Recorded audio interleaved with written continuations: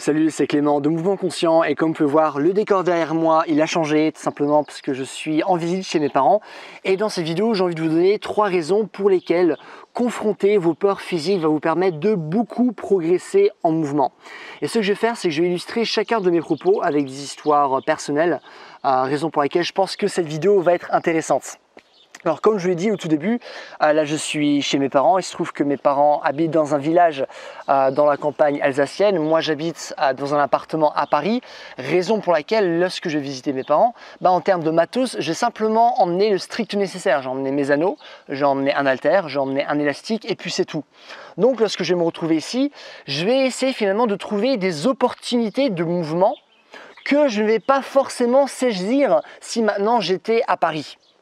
Donc il se trouve que dans cette perspective, hier je me dirigeais vers le terrain de jeu du village et en passant dans une rue qui mène à ce fameux terrain de jeu, j'ai vu une rampe d'escalier.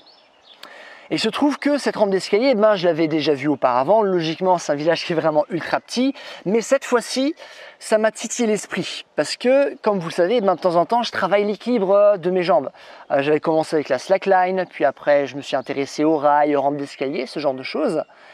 Et lorsque j'ai vu cette rampe d'escalier qui descend vraiment énormément, elle descend beaucoup, en plus elle descend en zigzag, donc c'est droit, ça descend, c'est droit, ça descend, il y a même un tournant à la fin, je me suis dit, est-ce que je suis capable de monter sur cette rampe d'escalier et de descendre totalement sans tomber? Est-ce que je suis capable de le faire? Est-ce que j'ai les capacités nécessaires pour y arriver? Parce que, ah putain, ça fait comme peur quoi. D'un côté, il y a des rochers, de l'autre côté, il y a des orties. Entre les deux, il y a des escaliers. Ça descend énormément, ça glisse. Enfin, c'est dangereux et j'ai peur quoi. Mais ça me titille comme l'esprit et je me dis, tiens, est-ce que je suis vraiment capable d'y arriver? Donc ce que j'ai fait, c'est que je me suis mis à grimper sur la rampe d'escalier, là où c'était plat. Je fais un pas, deux pas, et puis je saute. Je saute, non, j'ai trop peur, ça glisse trop, ça descend trop, il y a les escaliers, les rochers, les orties, etc. Non merci, je descends. Mais bon, je suis comme curieux, du coup je remonte, je perds l'équilibre, du coup je redescends, je remonte, je perds l'équilibre, je descends, et ainsi de suite, et ainsi de suite. Et je ne perds l'équilibre, non pas parce que je n'ai pas les capacités nécessaires pour rester en équilibre, mais je perds l'équilibre parce que j'ai peur de me faire mal. Donc ça bride vraiment les capacités physiques auxquelles j'ai accès. Mais je me suis dit, c'est pas grave, je vais continuer, je m'entraîne. Et donc, j'ai commencé à simplement marcher là où c'était plat. Et une fois que je me sentais en sécurité avec ça, j'ai commencé à juste faire la fin de la descente. Quelques pas de la descente, puis je saute. Puis au lieu de faire juste 2 pas, maintenant je fais 3 pas, puis 4 pas, 5 pas. Et au fur et à mesure, j'arrivais à descendre une longueur qui était plus grande. Jusqu'au moment où, à force de le faire, j'ai réussi à descendre complètement cette rampe d'escalier en tenant l'équilibre et ce sans tomber. Et en plus de ça, j'ai réussi plusieurs fois d'affilée. Et vraiment, cet accomplissement, entre guillemets, ça m'a réellement motivé à faire cette vidéo et vous parler de la peur parce que lorsqu'on a une pratique de mouvement, c'est-à-dire une pratique qui, a priori, vise à avoir un corps qui est quand même assez complet, vous ne pouvez pas vous permettre d'exclure certains mouvements ou certaines pratiques. Un exemple que j'ai beaucoup répété sur ma chaîne, c'est que si vous avez simplement une approche utile de la pratique physique, simplement par exemple savoir mieux courir, mieux lancer, mieux sauter, mieux grimper, vous allez mettre de côté tous les mouvements qui sont pas aussi utiles. Par exemple, tout ce qui va être artistique, ça va pas vous aider à vous battre, ça va pas vous aider à grimper ou à sauter, mais ça va vous donner plein d'autres choses. Et à force d'exclure ce genre de pratique, vous allez avoir un répertoire moteur qui va être beaucoup moins évolué et par la suite vous allez savoir moins bouger. Raison pour laquelle c'est exactement le même principe maintenant avec la peur, c'est que maintenant on reste toujours trop dans notre zone de confort. Donc il y a plein de mouvements qui pourraient nous apporter énormément de choses, mais qu'on ne fait jamais parce qu'on reste dans notre zone de confort. Après certes, faites attention, parce qu'on peut travailler dur dans notre zone de confort, mais ça ne veut pas dire qu'on sort de notre zone de confort. Par exemple, si vous faites du travail de force depuis 5 ans, même si vous soulevez des charges genre ultra lourdes, vous hurlez, etc., c'est ultra chaud, certes c'est très très dur, mais désolé, vous restez dans votre zone de confort. Cette pratique, vous la connaissez, vous connaissez les risques, vous savez très bien ce qui va se passer. C'est ce qu'on appelle une pratique fermée. Ça fait 5 ans que vous la pratiquez, il n'y a pas de surprise. Certes, vous travaillez très dur, mais vous restez quand même dans votre zone de confort. Raison pour laquelle c'est important de se confronter à des tâches où réellement on a peur, parce que ça va nous permettre de développer notre corps d'une autre façon et ça va nous permettre de pouvoir réagir à plein de situations différentes. Ça, c'est le premier point. Et ce qui va me permettre maintenant de vous parler du deuxième point, c'est que certes, c'est important de ne pas exclure des pratiques et c'est notamment très important avec la peur. Pourquoi ? Parce que maintenant, on est dans une société, on ne veut pas de danger. Pas de danger du tout. Tout doit être ultra sécurisé. Lorsque vous allez maintenant dans un terrain de jeu pour enfants, c'est plus le terrain de jeu par exemple que j'avais moi lors de mon enfance, parce qu'il y a tout qui est ultra réglementé, il y a des tapis de partout, il y a vraiment tout ce qui pourrait faire en sorte qu'un enfant se blesse, et ben il y a tout qui est retiré, raison pour laquelle c'est beaucoup plus dur pour un enfant aujourd'hui d'explorer quelque chose dans un terrain de jeu, parce qu'on n'a pas envie qu'il se blesse. On n'a pas envie que même juste un adulte se blesse, que ce soit juste physiquement ou même émotionnellement. On essaie d'être beaucoup plus poli, courtois, quitte à manipuler les gens. Il y a vraiment cette culture de la société. Et raison pour laquelle, surtout aujourd'hui, c'est important d'explorer des choses où on prend davantage de risques. Ça, c'est vraiment toute la culture du parcours ou le street skate, faire du BMX aussi, du coup dans la rue, ce genre de choses, où vraiment il y a une exploration de l'environnement, une exploration de nos capacités, une exploration de nos limites. Comment peut-on connaître nos limites et donc savoir ce qu'on est réellement capable de faire si on ne prend pas de risques ?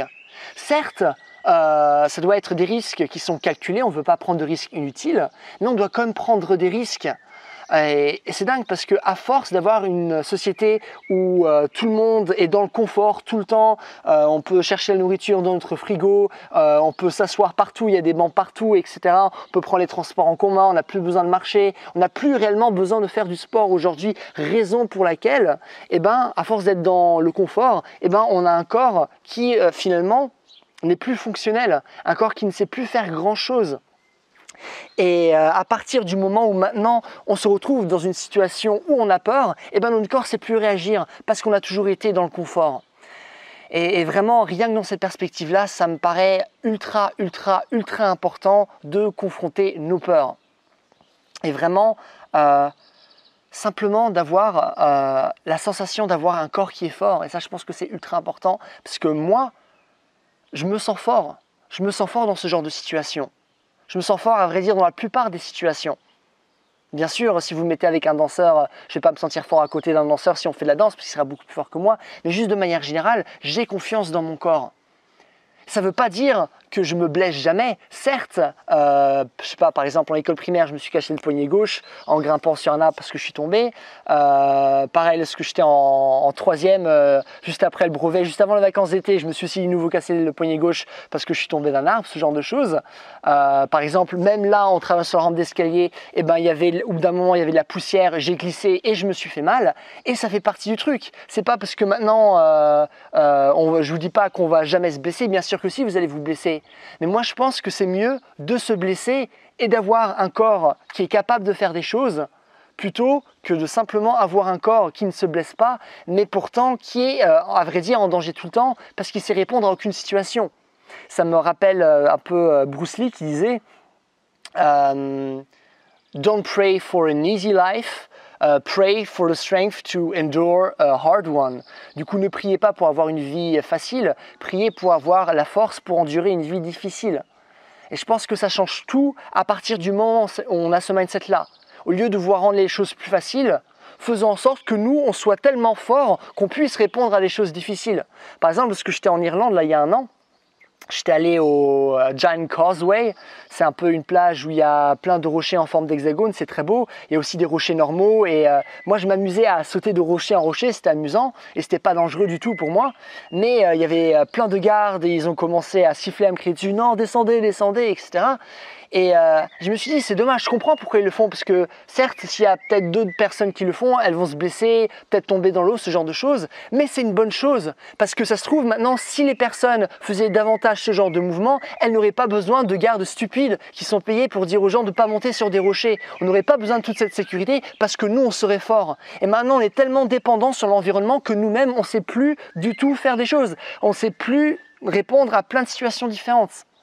Et réellement, c'est ultra important à mon avis de se confronter à ce genre de mouvement. Et le dernier point que j'ai envie d'aborder, c'est lorsqu'on fait quelque chose où on a peur, eh ben on est dans notre zone de présence. On ne pense pas à autre chose. Lorsque j'étais sur cette rampe d'escalier, je ne pensais pas à mon dîner. Je ne me demandais pas est-ce que là je suis en train de bien faire les choses, est-ce que j'ai pas l'air con comme ça dans mon village de simplement marcher sur un escalier. Non, on est simplement dans le moment présent, on se concentre simplement sur nos sensations et on est simplement là en train de faire un mouvement. C'est-à-dire que je suis tellement concentré que logiquement, et les conséquences de mal faire le mouvement sont tellement grandes que je peux juste être totalement concentré, je peux juste bien faire le mouvement. Raison pour laquelle la qualité de mouvement est vraiment grande. Et aujourd'hui, c'est rare qu'on fasse du mouvement de qualité. Certes, on va peut-être bouger, on va peut-être courir, on va peut-être, je sais pas, faire de l'escalade, mais quand est la dernière fois on a réellement fait un mouvement de qualité? Ça, c'est une question que vous devez vous poser, c'est quand la dernière fois vous avez vraiment fait un mouvement de bonne qualité? Probablement, si vous êtes toujours ici dans votre zone de confort, eh ben vous n'avez rarement, ou peut-être probablement jamais, fait un réel mouvement de qualité. Parce que lorsque vous êtes dans votre confort, ben vous pouvez faire ce que vous voulez. Vous pouvez faire un mouvement de qualité comme vous ne pouvez le pas faire. Par contre, si maintenant vous vous confrontez à une situation difficile, ben vous n'avez pas le choix. Vous êtes obligé de faire un mouvement de qualité. Donc ça aussi c'est une perspective à mon avis qui est quand même assez intéressante. Bah écoutez, c'est tout ce que je voulais dire dans cette vidéo. Voilà, je sais pas pourquoi c'était un peu dur pour moi de m'exprimer sur ce sujet. J'avais vraiment du mal à construire mes phrases. J'avais toutes les idées dans ma tête, mais j'avais vraiment du mal à construire mes phrases. Mais j'espère comme que vous avez pu bien comprendre ce que je souhaitais partager. Et écoutez, c'est tout pour cette vidéo. Si vous avez des questions sur ce que j'ai dit ou sur d'autres choses, la force, la souplesse, l'endurance, ce genre de choses, n'hésitez pas à me poser vos questions dans les commentaires. Je réponds à tout le monde comme d'habitude. Si vous avez aimé la vidéo, n'hésitez pas à me mettre un j'aime, comme ça ma vidéo sera mieux répertoriée, ce qui est cool pour moi. Et dernièrement, si vous voulez un programme en ligne qui vous apprend justement comment explorer votre corps, qui vous donne vraiment des pistes à suivre, qui vous explique comment développer votre force, votre souplesse, votre coordination, votre endurance, un programme qui vous parle de posture, qui vous parle de mobilité, qui vous parle de rééducation et qui vous explique justement comment mieux bouger, comment savoir répondre à plein de situations différentes, n'hésitez pas à aller sur mon site, c'est le premier lien dans la description. Et voilà, passez une bonne journée, bye.